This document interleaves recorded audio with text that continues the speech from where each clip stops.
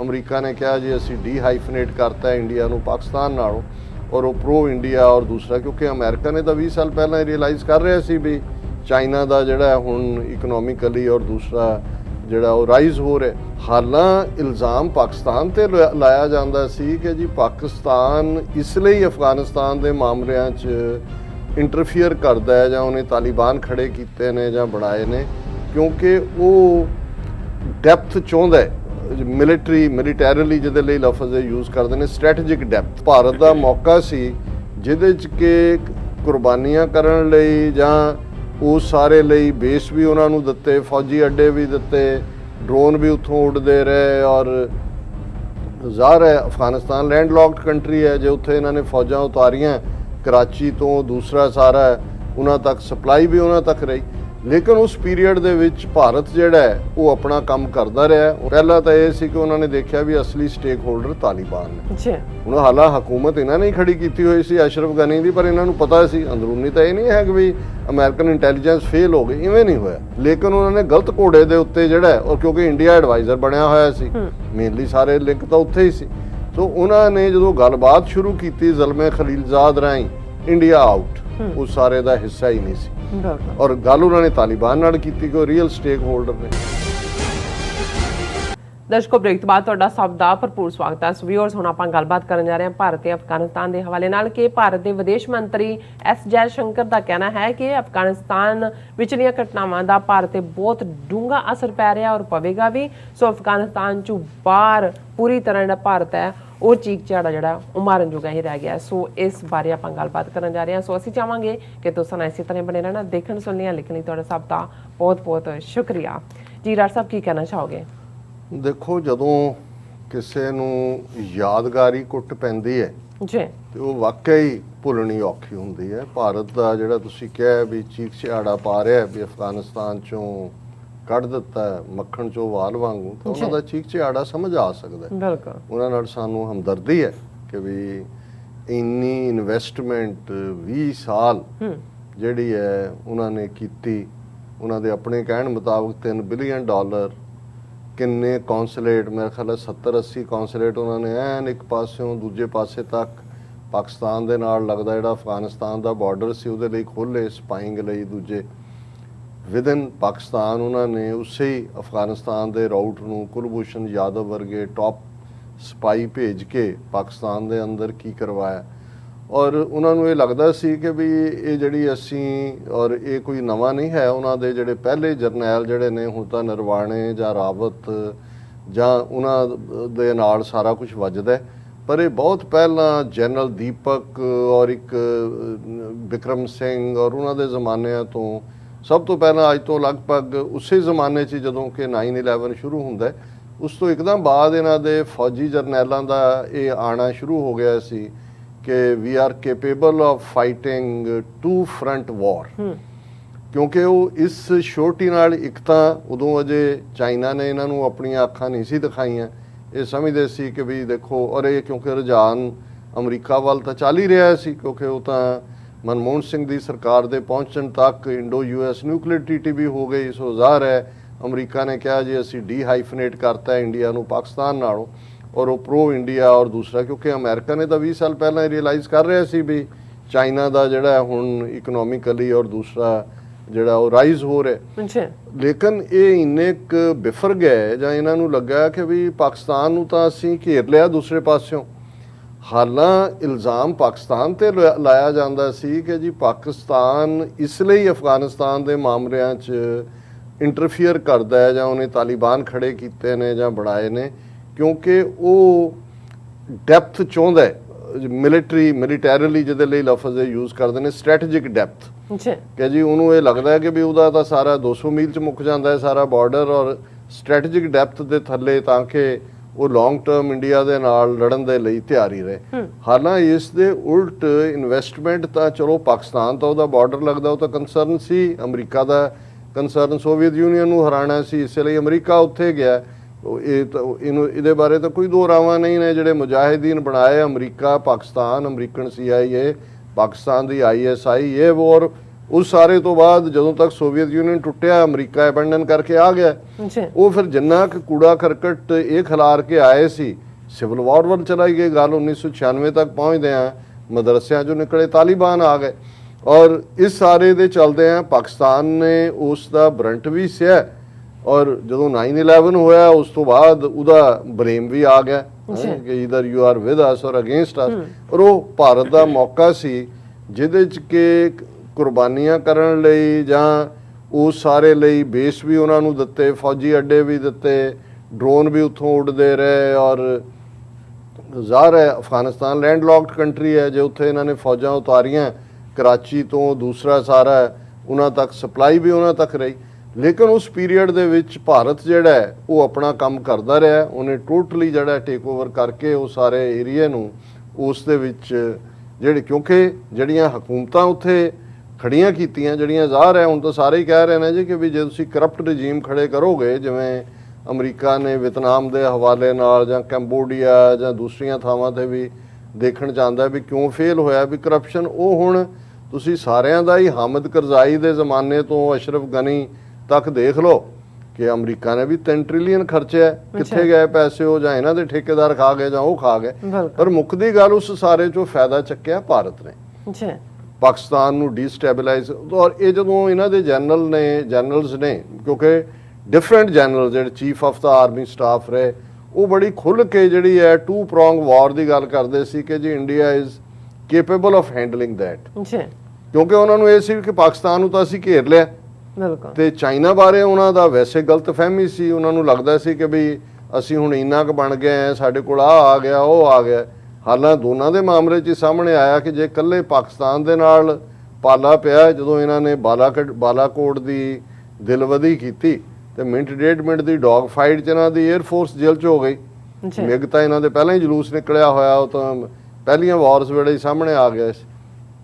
ਔਰ ਚਾਈਨਾ ਦੇ ਨਾਲ ਕੋਵਿਡ ਦੇ ਚਲਦੇ ਆ ਜਿਹੜਾ ਉਹ ਗਲਵਾਨ ਹੋਏ, ਜਾਂ ਉਸ ਤੋਂ ਪਹਿਲਾਂ ਵੀ ਡੋਕਲਾਮ 'ਚ ਵੀ ਆ ਗਿਆ ਸੀ ਸਾਹਮਣੇ 2017। ਪਰ ਜਿਹੜੀ ਕਨਵਿੰਸਿੰਗ ਹੈ, ਕਿਉਂਕਿ ਡੋਕਲਾਮ ਤਾਂ ਬਾਰਡਰ ਨਹੀਂ ਲੱਗਦਾ ਇੰਡੀਆ ਨਾਲ ਸਿੱਧਾ, ਉਹ ਤਾਂ ਭੂਟਾਨ ਦਾ ਮੁੱਕੂ ਠਪਾਇਆ ਇਹਨਾਂ ਨੇ।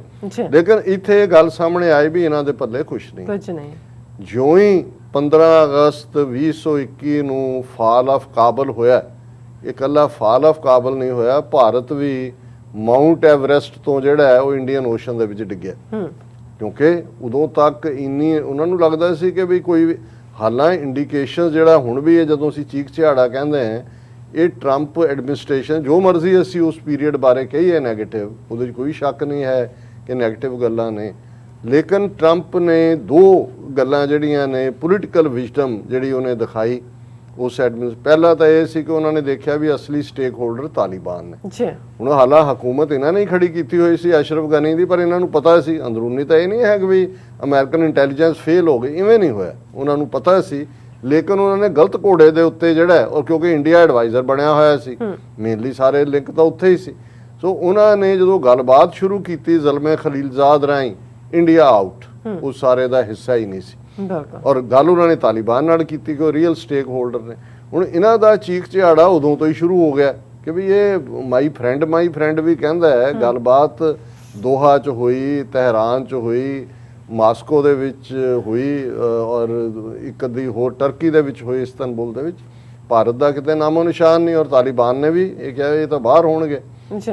ਦਰਸ਼ਨੀ ਜਿਹਾ ਇੱਕ ਅੱਧੀ ਵਾਰੀ ਬਾਹਰ ਸੱਦ ਕੇ ਜਿਹੜਾ ਹੱਥ ਹੁੱਥ ਮਿਲਾਤਾ, ਬਾਹਰ ਬਿਠਾਇਆ ਹੋਇਆ ਸੀ ਵੇਟਿੰਗ ਰੂਮ 'ਚ ਇਹਨਾਂ ਦੇ ਫੋਰਨ ਮਿਨਿਸਟਰ ਨੂੰ, ਐਸ ਜੈ ਸ਼ੰਕਰ ਉੱਥੇ ਬੈਠਾ ਸੀ ਜਾ ਕੇ ਦੋਹਾ ਦੇ ਵਿੱਚ। ਹੁਣ ਜਦੋਂ ਫਾਲ ਆਫ ਕਾਬਲ ਹੋਇਆ, ਇਹਨਾਂ ਨੂੰ ਤਾਂ ਪਤਾ ਨਾ ਲੱਗੇ ਵੀ ਕੀ ਹੈ, ਕਿਵੇਂ ਦੌੜੇ, ਕੌਂਸੂਲੇਟ ਖਾਲੀ, ਪੇਪਰ ਬਰਨ ਕੀਤੇ, ਕੁੱਤੇ ਵੀ ਲੈ ਆਏ ਨਾਲ ਆਪਣੇ ਸੇਫਿੰਗ ਡੌਗ, ਬੰਦੇ ਵੀ ਪਿੱਛੇ ਛੱਡ ਆਏ। ਹੁਣ ਉਸ ਸਾਰੇ ਪੀਰੀਅਡ ਦਾ ਫਿਰ ਇਹਨਾਂ ਨੂੰ ਲੱਗਦਾ ਸੀ ਵੀ ਆਪਸ ਲੜ ਪੈਣਗੇ, ਸਿਵਲ ਵਾਰ।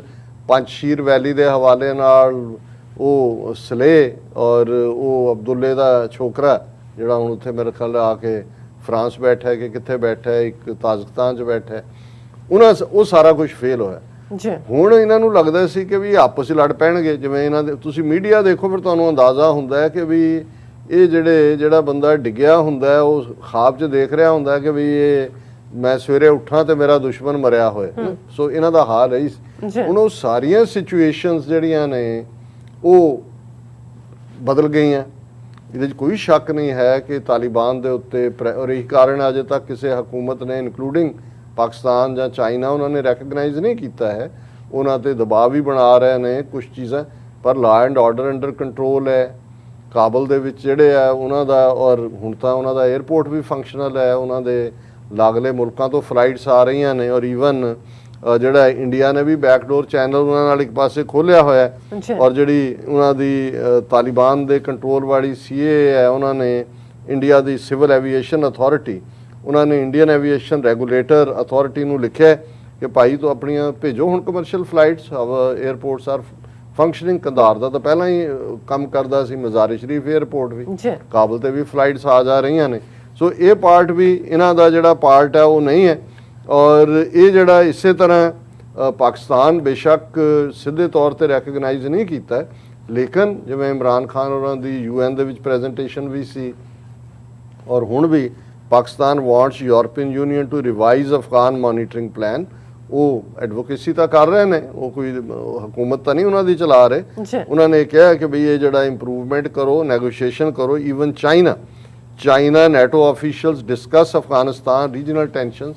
China ने भी China's top diplomat has held a virtual meeting with NATO's chief to discuss the situation in Afghanistan amid long-standing disagreements between Beijing and US-led alliance over regional policies. ਹੁਣ ਇਸ ਮੁੱਦੇ ਦੇ ਉੱਤੇ ਉਹਨਾਂ ਦੇ foreign minister ਨੇ ਕਿਹਾ ਕਿ ਵੀ ਸਾਡੀ ਗੱਲਬਾਤ ਪੋਜ਼ਿਟਿਵ ਸੀ, ਕੰਸਟਰਕਟਿਵ ਸੀ, ਔਰ ਇਸ਼ੂਜ਼ ਜਿਹੜੇ ਥੋੜੇ ਕੰਸਰਨ ਦੇ ਨੇ ਉਹ ਅਸੀਂ ਲਵਾਂਗੇ। ਲੇਕਿਨ ਮਤਲਬ ਹੁਣ ਇਹ ਹੈ ਕਿ ਇਸ ਵੇਲੇ ਤਾਲਿਬਾਨ ਦੇ ਨਾਲ ਸਾਰਿਆਂ ਦੀ ਨੈਗੋਸ਼ੀਏਸ਼ਨ ਚੱਲ ਰਹੀ ਹੈ। ਔਰ ਤਾਲਿਬਾਨ ਨੇ ਵੀ ਜਿਵੇਂ ਅਸੀਂ 2 ਦਿਨ ਪਹਿਲਾਂ ਦੱਸਿਆ ਸੀ ਕਿ ਜ਼ਾਹਿਰ ਸ਼ਾਹ ਦੇ ਜ਼ਮਾਨੇ ਜਿਹੜਾ ਕਨਸਟੀਟਿਊਸ਼ਨ ਸੀ ਜਿਹਦੇ 'ਚ ਰਾਈਟ ਟੂ ਵੋਟ ਸੀ ਇਨਕਲੂਡਿੰਗ ਵੂਮਨ, ਉਹਨਾਂ ਨੇ ਕਿਹਾ ਵੀ ਜਦੋਂ ਤੱਕ ਅਸੀਂ ਨਵਾਂ ਸਿਸਟਮ ਨਹੀਂ ਬਣਾਉਂਦੇ ਅਸੀਂ ਉਹਨੂੰ ਇੰਪਲੀਮੈਂਟ ਕਰਾਂਗੇ। ਸੋ ਉਹ ਵੀ ਥੋੜਾ ਬਹੁਤ ਉਹ ਸਾਰੀ ਨੈਗੋਸ਼ੀਏਸ਼ਨ 'ਚ ਆ ਰਹੇ ਨੇ। ਲੇਕਿਨ ਭਾਰਤ ਦਾ ਚੀਕ ਚਿਹਾੜਾ ਕਿ ਇੱਕ ਪਾਸੇ ਤਾਂ ਅਫਗਾਨ ਲੋਕਾਂ ਦੀ ਬੜੀ ਹਮਦਰਦੀ ਕਰ ਰਹੇ ਨੇ, ਲੇਕਿਨ ਗਰਾਊਂਡ ਤੇ ਕੀ ਹੋ ਰਿਹਾ ਵੀ ਜਿਹੜੇ ਅਫਗਾਨਿਸਤਾਨ ਦੇ ਸਟੂਡੈਂਟ PhD ਕਰਨ ਲਈ ਇੰਡੀਆ ਆਏ ਹੋਏ ਨੇ ਉਹਨਾਂ ਨੂੰ ਇਹ ਉਹਨਾਂ ਦਾ ਵੀਜ਼ਾ ਐਕਸਟੈਂਡ ਨਹੀਂ ਕਰ ਰਹੇ। ਔਰ ਉਹਨਾਂ ਦੀ ਹੈ ਕਿ Afghan students urge India to grant visas. ਉਹਨਾਂ ਨੇ ਕਿਹਾ ਵੀ ਸਾਨੂੰ ਨਹੀਂ ਦਿਓਗੇ ਤੇ ਅਸੀਂ ਗਰੁੱਪ ਆਫ ਅਫਗਾਨ ਸਟੂਡੈਂਟਸ, ਉਹਨਾਂ ਨੇ ਐਂਬੈਸਡਰ ਫਾਰ ਅਫਗਾਨਿਸਤਾਨ ਜਿਹੜਾ ਰੁਦਰਿੰਦਰਾ ਟੰਡਨ, ਉਹਨੂੰ ਲਿਖੀ ਹੈ ਚਿੱਠੀ। ਔਰ ਉਹਨਾਂ ਨੇ ਕਿਹਾ ਕਿ 43 ਸਟੂਡੈਂਟਸ ਨੇ ਚਿੱਠੀ ਲਿਖੀ ਹੈ ਸਾਊਥ ਏਸ਼ੀਆ ਯੂਨੀਵਰਸਿਟੀ ਦੇ ਸਟੂਡੈਂਟ ਨੇ। ਉਹਨਾਂ ਨੇ ਕਿਹਾ ਕਿ they are unable to continue with online education because of the frequent disruption of internet connectivity. ਇਹ ਇਧਰ ਸੀ ਸਟੂਡੈਂਟ ਆਨਲਾਈਨ ਬਣ ਗਏ ਕੋਵਿਡ ਦੇ ਚਲਦੇ ਆ, ਬੈਠੇ ਅਫਗਾਨਿਸਤਾਨ 'ਚ ਹੋਏ ਨੇ, ਇੰਡੀਆ ਆਉਣਾ ਚਾਹੁੰਦੇ ਨੇ। ਔਰ ਉਹਦੇ 'ਚ ਉਹਨਾਂ ਨੇ ਕਿਹਾ please understand that we are writing this letter to you because of the dire situation we are in with periodic disruption of virtual connectivity. We are now unable to attend classes online from Afghanistan and that is jeopardizing our studies. और ਉਹਦੇ 'ਚ ਉਹਨਾਂ ਨੇ ਥੱਲੇ ਵੇਰਵੇ ਦਿੱਤੇ ਨੇ ਕਿ ਵੀ ਸਟੂਡੈਂਟਸ ਜਿਹੜੇ ਨੇ, the students said all the PhD students who applied for visa in 2020 batch are members of ethnic minorities and women who are being specifically targeted. ਉਹਨਾਂ ਨੇ ਕਿਹਾ ਜੀ ਇੱਕ ਪਾਸੇ ਤੁਸੀਂ ਰੌਲਾ ਪਾ ਰਹੇ ਹੋ ਕਿ ਜੀ ਅਸੀਂ ਤਾਲਿਬਾਨ ਨੂੰ ਇਸ ਲਈ ਨਹੀਂ ਅਜੇ ਕਰਦੇ ਕਿ ਉਹ ਔਰਤਾਂ ਨੂੰ ਹਕੂਕ ਨਹੀਂ ਦੇ ਰਹੇ, ਮਾਈਨੋਰਿਟੀਜ਼ ਦੀ ਇਨਕਲੂਸਿਵ ਗਵਰਨਮੈਂਟ ਨਹੀਂ ਹੈ। ਉਹਨਾਂ ਨੇ ਕਿਹਾ ਜੀ ਅਸੀਂ ਤਾਂ ਔਰਤਾਂ ਜਾਂ ਉਹਨਾਂ ਮਾਈਨੋਰਿਟੀ 'ਚੋਂ, ਸਾਨੂੰ ਤੁਸੀਂ ਜਿਹੜਾ ਉਹ ਕਿਉਂ ਨਹੀਂ ਤੁਸੀਂ ਦੇ ਰਹੇ ਵੀਜ਼ੇ। ਸੋ ਇਹ ਹਕੀਕਤ ਹੈ ਕਿ ਵੀ ਇਹ ਇਹਨਾਂ ਦੇ ਕਿਵੇਂ ਮਗਰਮੱਛ ਦੇ ਅਥਰੂ ਨੇ।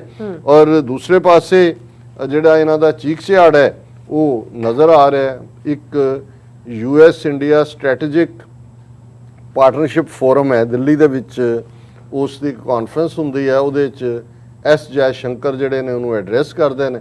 ਔਰ ਜਿਹੜਾ ਉਹਨਾਂ ਦਾ ਐਡਰੈਸ ਹੈ ਉਹ ਹੈਡਲਾਈਨ ਬਣਦੀ ਹੈ ਉਹਨਾਂ ਦੇ ਮੀਡੀਆ ਦੀ, developments in Afghanistan will have very very significant consequence. ਇੱਕ ਵੈਰੀ ਨਾਲ ਨਹੀਂ ਸਰਿਆ, ਉਹਨੇ ਕਿਹਾ ਜੀ ਕਿ ਇਹ ਪਹਿਲਾਂ ਤਾਂ ਉਹਨੇ ਰੋਸਾ ਕੀਤਾ ਕਿ ਜੀ ਅਮਰੀਕਾ ਨੇ ਦੋਹਾ ਐਗਰੀਮੈਂਟ ਕੀਤਾ, ਸਾਨੂੰ ਪੁੱਛਿਆ ਤੱਕ ਨਹੀਂ, ਸਾਨੂੰ ਨਾਲ ਨਹੀਂ ਲਿਆ। ਔਰ ਇੰਟਰੈਕਟਿਵ ਸੈਕਸ਼ਨ ਦੇ ਵਿੱਚ ਜਿਸ ਦੇ ਵਿੱਚ ਅਮਰੀਕਨ ਐਂਬੈਸਡਰ ਸਾਬਕਾ ਫਰੈਂਕ ਵਿਜ਼ਲਰ ਵੀ ਮੌਜੂਦ ਸੀ, ਉਹਨਾਂ ਕਿਹਾ ਕਿ ਜੀ ਸਾਨੂੰ ਤੁਸੀਂ ਹਿੱਸਾ ਨਹੀਂ ਬਣਾਇਆ। I think to some degree we would all be justified having level of concern, and to some degree I think the jury is still out when I say level of concern. You know there were commitments which were made by Taliban at Doha. I mean the US knows that best. I mean ਕਰ ਰਹੇ we were not taken into confidence on various aspects of that ਕਿ ਸਾਨੂੰ ਤਾਂ ਕਿਸੇ ਨੇ ਪੁੱਛਿਆ ਨਹੀਂ ਹੈ।